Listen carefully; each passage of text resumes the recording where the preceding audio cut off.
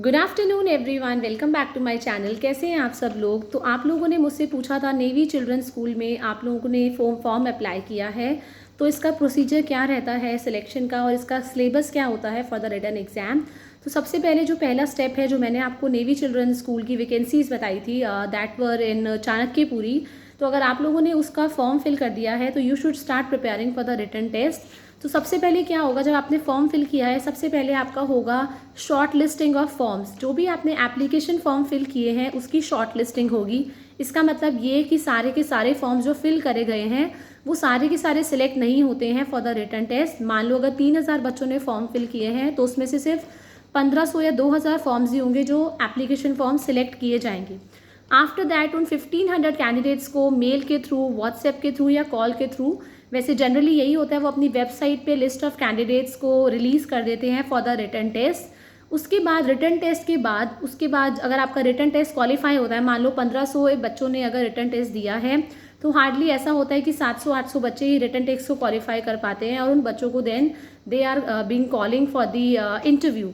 Then interview के अंदर अगर कॉल किया जाता है, इंटरव्यू के अंदर कुछ ऐसे बच्चों को ही बुलाया जाता है जो रिटन टेस्ट को क्वालिफाई कर पाते हैं। और आफ्टर दैट रिटन टेस्ट के बाद, इंटरव्यू के बाद आप लोगों की शॉर्टलिस्ट कैंडिडेट्स की लिस्ट तैयार की जाती है और आपको डायरेक्ट कॉल आता है फॉर द ज्वाइनिंग। तो हम बात कर लेते हैं रिटन टेस्ट की। तो सबसे पहले आप लोगों का रिटन टेस्ट, अगर आप पीआरटी पोस्ट के लिए अप्लाई किया है आप लोगों ने, तो ऑफकोर्स आपको हिंदी, इंग्लिश, मैथ्स, ईवीएस, इन चारों सब्जेक्ट्स का आप लोगों को बहुत अच्छा नॉलेज होना चाहिए क्योंकि हर एक सब्जेक्ट से आपको क्वेश्चंस किए जाएंगे। साथ में आप लोगों का रीजनिंग आपको पता होना चाहिए। आप लोगों को पता होना चाहिए हमारी जो न्यू एजुकेशन पॉलिसी है 2020, आपको एनईपी के बारे में सारा नॉलेज होना चाहिए। Then different methods of teaching, pedagogy का पूरा नॉलेज होना चाहिए, वो हमेशा आता ही आता है। रीजनिंग के क्वेश्चंस आपके आएंगे, बाकी मैंने आपको इंग्लिश बता दिया। And one more thing, experiential learning. आजकल आपको पता है लर्निंग बाय डूइंग का टाइम है। मतलब पहले के टीचर्स ऐसे होते थे कि बच्चों को पढ़ाते थे, लेक्चर देते थे और बच्चों बस एक पैसिव लर्नर बन के बैठे रहते थे, सुनते रहते थे। बट आजकल क्या है, एक्सपीरियंशियल लर्निंग है। मतलब जब तक आप एक्सपीरियंस नहीं कराएंगे, मतलब बच्चे खुद अपने आप करेंगे और अपने आप सीखेंगे। आप उनको मौका देंगे, आप रियल लाइफ उनको एक्टिविटीज़ कराएंगे जिससे एक्सपीरियंशियल लर्निंग होगी।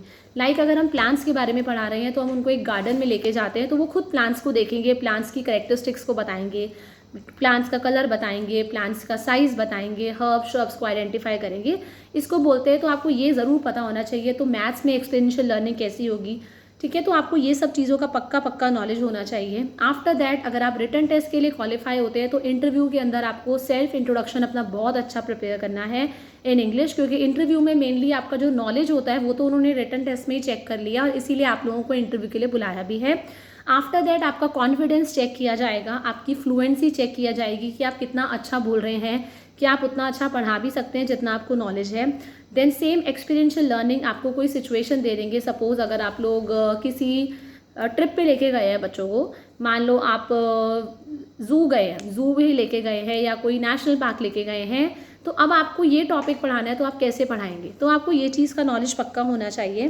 देन आपको पता है आजकल आर्ट इंटीग्रेटेड लर्निंग और सब्जेक्ट इंटीग्रेटेड लर्निंग भी आ गई है कि आपको हर एक सब्जेक्ट का, एक सब्जेक्ट अगर आप साइंस पढ़ा रहे हैं तो उसमें मैथ्स का क्या एडवांटेज है, आपको इंटरलिंकिंग ऑफ सब्जेक्ट्स आना चाहिए कि सिर्फ साइंस ही नहीं है, साइंस का एडवांटेज मैथ्स में भी है, यहाँ पे सोशल साइंस से भी इंटरलिंक है, आर्ट से भी इंटरलिंक है, ये सब चीज़ें आपको पता होनी चाहिए।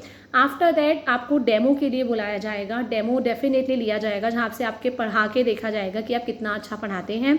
एंड लास्टली अगर आपका डेमो अच्छा होता है, रिटन टेस्ट अच्छा होता है और आप लोगों का इंटरव्यू अच्छा होता है तो तीनों के बेस पे आपकी एक मेरिट तैयार की जाती है और आपको आपके फाइनल कॉलिंग के लिए बुलाया जाता है कि आप कौन सी डेट से ज्वाइन करना चाहते हैं। स्टिल अगर आपको कोई भी डाउट है you can always ask me in the comment session, क्योंकि मैंने एयरफोर्स स्कूल का इंटरव्यू भी दिया है, आर्मी का भी दिया है, नेवी का भी दिया है and it was a wonderful experience for me. तो मैं आप लोगों की इसमें हेल्प कर पाऊँगी and I will be very lucky अगर मैं आप लोगों की हेल्प कर पाऊँगी। तो thank you everyone, have a nice day.